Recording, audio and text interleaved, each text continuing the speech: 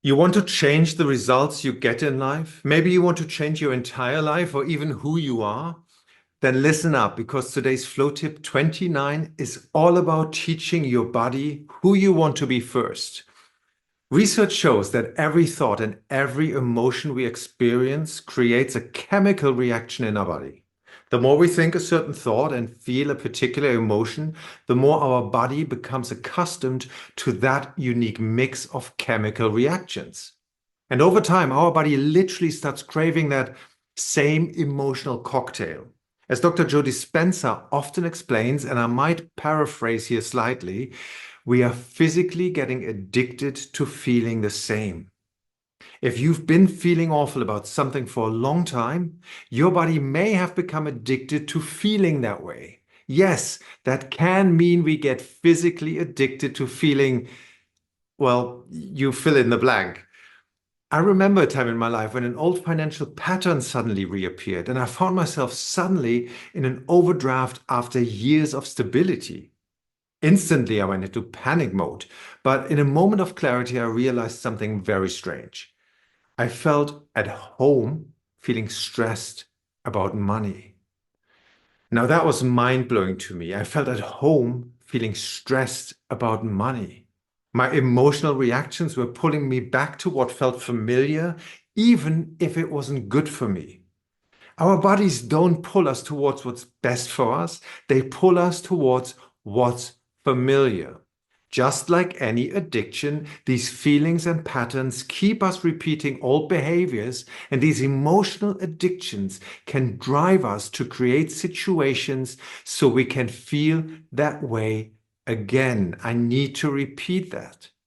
They can drive us to create situations so we can feel that way again.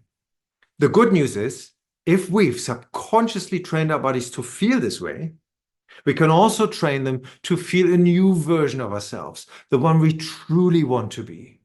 It's all about practicing our new identity. The more you practice feeling like the person you want to become, the more your body will start responding by producing the chemicals that match that state. Soon, this new way of being will become familiar, and instead of being pulled back into the old ways, your body will start pulling you towards the future version of you. One might even say you're choosing a new chemical addiction, but now you're choosing one that serves you. You can literally train your body to become the new you. Maxwell Maltz states in his book Psycho-Cybernetics that our nervous system cannot tell the difference between an imagined experience and a real experience. Have you ever done a visualization where you bite into a lemon? You will have experienced your mouth watering within seconds. I can actually feel it now, just thinking about it. That's imagination triggering a physical reaction. And that's a phenomenon we can use here. Carve out some time in your day, preferably in the morning, to fully dive into the version of yourself you want to live. And then ask yourself, what thoughts do you choose to embrace? What feelings will you cultivate?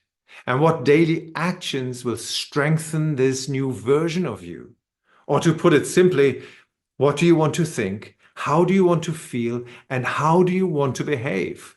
Spend 20 minutes really feeling and experiencing this new version of yourself so your nervous system begins to recognize it.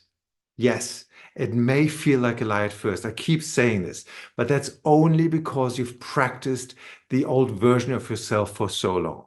The more you explore and play with this new feeling, the easier it becomes. And before long, this new identity will feel normal and you'll start creating your new life from there. Just imagine what happens when you practice this every day.